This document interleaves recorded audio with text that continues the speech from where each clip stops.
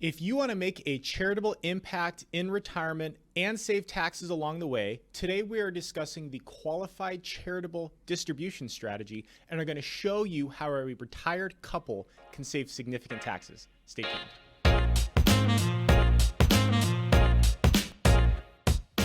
Hi there and welcome back. This is Alex Okagawa and Anthony Saffer from One Degree Advisors. If you enjoyed today's video, make sure to like and share for more content. Anthony, let's get right into it.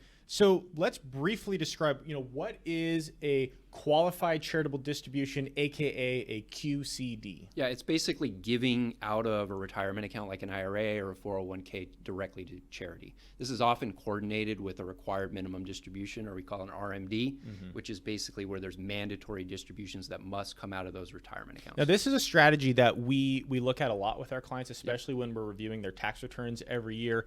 So we thought it'd be helpful to break down a real life case study of how this strategy can help save people a lot of taxes. Yeah, we'll run through an actual case study. This is a retired couple. They're an ordinary couple. They have several $100,000 in IRAs. It's not anything extravagant, but they've set themselves up good for retirement. So we're actually going to look at two side-by-sides.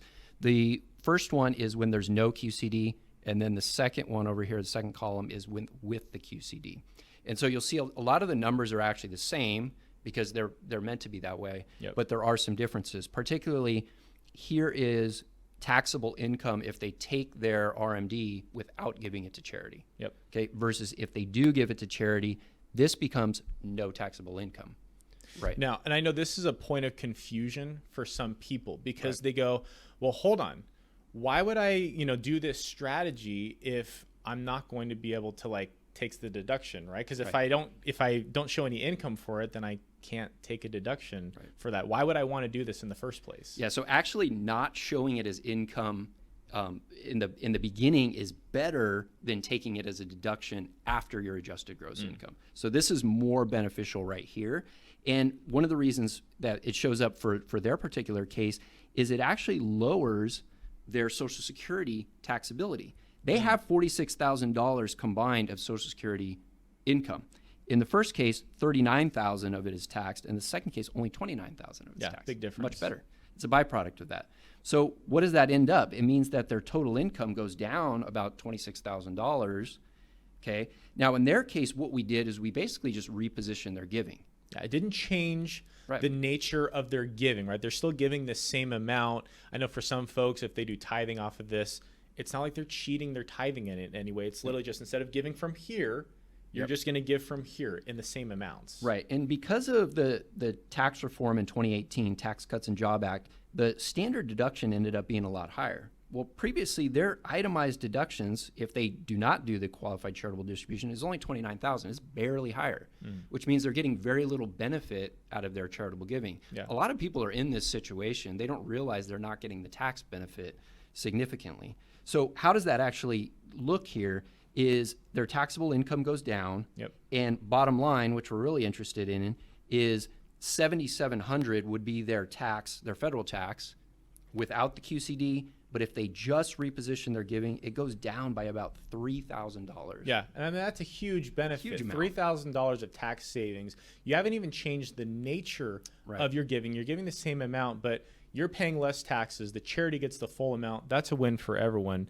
So, I mean, in this specific case, with this specific couple that we're talking about, there were really three impactful outcomes. Yeah, so everybody has their priorities and what's important to them, and that's part of the financial planning process. For them, it was, okay, we're saving $3,000 or more, not even including the state taxes. We can give more. And so it makes a greater impact for them. Okay, second thing that was important to them, and then they've communicated this really when we started working them years ago, was that they never wanted to be a burden to their family in retirement. And especially when that comes to health care, that those potential what ifs of long-term care. So by saving more, along with other good money management techniques, is really not being a burden to their family. And then anything that was left over, leaving an inheritance to their family, was also a priority for them. Now, again, the QCD is a great strategy for a lot of folks. We review this strategy when we look at people's tax returns. But who can do a QCD? I mean, Kiplinger has a really good article, which we'll post in the show notes, called 10 Things Anyone Should Consider, or 10 Things Anyone Considering a QCD Should Know. So we'll post that because that's really good information to know. The other thing here is that we've used a lot of acronyms today, right? RMD, QCD. Again, Qualified Charitable Distribution is the QCD. Required Minimum Distribution is the RMD. Knowing that these two distributions, the ages don't necessarily align. There's a lot of overlap, but yeah, you're right. So 70 and a half is when you can start to do a QCD.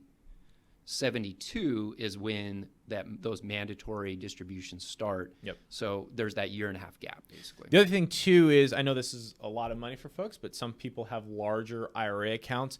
The maximum that you can give via a QCD is $100,000 per person per year. Right. So that's something to consider. And then this is a really big one, is the money has to go to a qualified 501c3 charity. Because I know we have a lot of folks where they'll be like, hey, I got a niece who's going to be going on a missions trip out here. Can I give the money to her for that upcoming trip? And it's sure, if this ministry or whatever she's doing this through is a qualified 501c3, and that it goes directly to the ministry. Right. And we've had people ask, well, can I give it to my kids or grandkids? Is almost like a pre-inheritance. That'd be great. Just doesn't work that way. Yeah. Awesome. And now let us know what you think. How do you coordinate your giving in retirement? Let us know in the comments below. And if you enjoyed this video, please like and subscribe for more content like this. Until next time, see you soon.